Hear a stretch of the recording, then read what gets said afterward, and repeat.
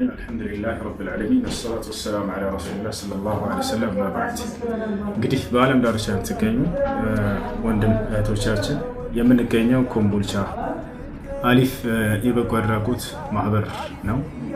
ይህ ማህበር ከዚህ በፊት በአካል መተን የሚያደርግላቸውን እገዛና ትብብር ኮምቦልቻና በአካባቢዋ ለሚገኙ ለተጎዱ ሰዎች፣ ለየቲሞች መጠለያ ለሌላቸው ሰዎች አቅፎ እየሰራ ላላቸው አካሎች በአካል መተን አይተናቸው ነበር።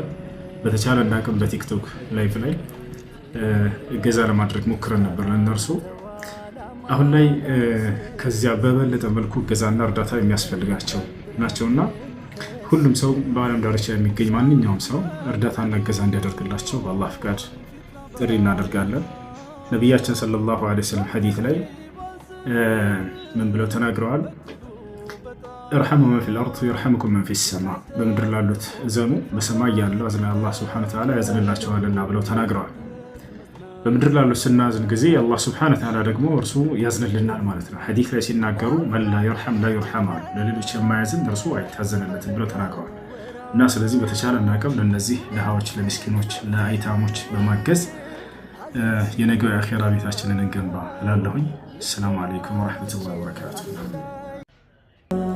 በአብሮነት መንፈስ አንድጋ ጨለማልን ገፍ በወልን ተጋ አብረልን ከትብ የጋራ እጣን አሊፍ እያልን በአንድ ቃል መጣ